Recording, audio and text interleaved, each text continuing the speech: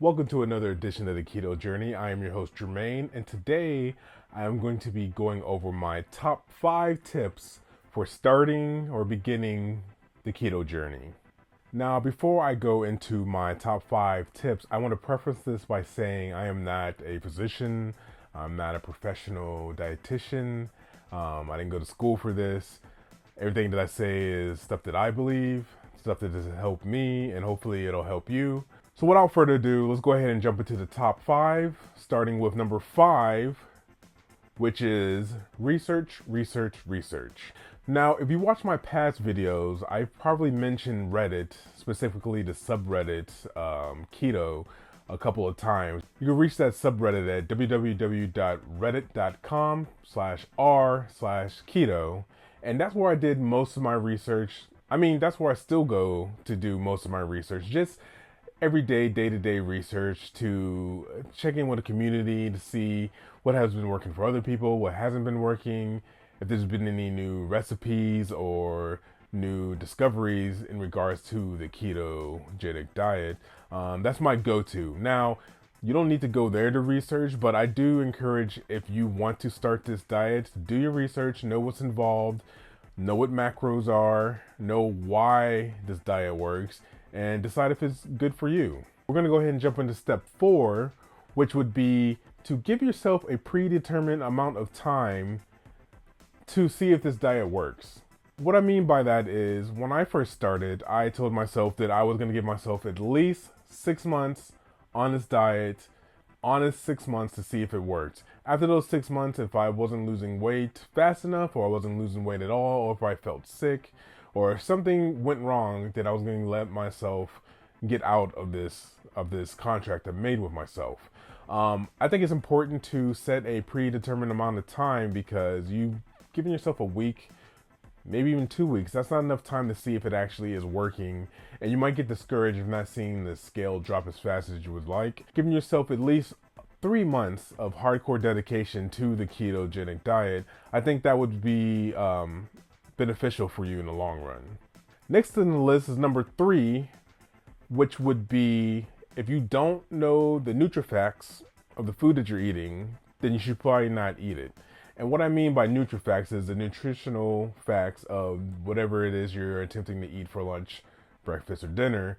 And to coincide with number 3, we're going to go ahead and lump in, you should probably be using MyFitnessPal to log all your calories, to see how much carbohydrates are in the food that you're eating, how many grams of fat, how many grams of protein. So in conjunction with not knowing what you're logging, if you can't log it, then in the beginning you probably shouldn't eat it. That way it'll keep you honest, keep you on top of your diet, keep you in your macros, and at that point you'll have a higher success rate with sticking with the diet and actually seeing results. My number 2 tip on starting keto would be, and it's probably controversial, I don't know, for me they didn't work, which would be Keto Sticks. Now, Keto Sticks are little sticks with a litmus paper, I guess it is, that'll tell you if you're in ketosis or not. At the beginning, you pee on it, wait 15-20 seconds, and it should change a different shade of maroon or pink or purple. I don't even know what color it's supposed to change, because they never did for me. I might have got a bad batch, or maybe the ones I had were expired, but I used them maybe 4 or 5 times and decided to never use them again, because they didn't work. And rather than spending money on it, I think, and again, this is just my opinion, that you'll know when you're in ketosis. And my number 1 tip for starting this ketogenic way of life would be to want to do it. What I mean by that is, I'm not saying like the type of want, like, oh, I want to be a millionaire, I want to have a fast car. Like those things we say we want, but we don't actually put in the work to get it. What I mean when I say you need to want to do it, you need to have the type of want that'll make you do something when your body's telling you, I don't want to do this. Specific example, if you're in the office and they bring around donuts, typically you're probably going to get one of those donuts. But when you're on this ketogenic diet, donuts are the enemy, and you need to want to stick to this diet. You need to have that perseverance, that determination to say, you know what, I'm not going to eat donuts, or I'm not going to eat the little candy that everybody puts on their desk during Halloween, or I'm going to avoid the Girl Scout cookies. I'm not going to eat the pizza. I'm not going to eat the free Subway. You need to want to stick to this diet. There have been a lot of times in the past where I wanted to lose weight. So I said I wanted to lose weight, but I never put in the time or effort to do so. I would try something for a week. I would try something for a month even. I would go to the gym. I would work out. I would count my calories, but I never got to the point where I wanted to do it to the point where I was determined to not falter at all. And over this last 6-7 months, that is the type of determination that I had to have to get to where I'm at today. So those are my 5 tips. Short, quick, easy. Maybe you heard them before. Maybe they are new. I just wanted to make a video so I can have something to point to when people ask me, "Oh, what are your tips? Well, what should I do to start this keto diet?" Because I don't really have all the answers, but I think these top 5 are what I would explain to somebody on the fly. But now I'm just gonna give them a card with a URL that points to this video and be like, just watch this. It's all there. With that being said, it's time for us to jump into the numbers like we always do.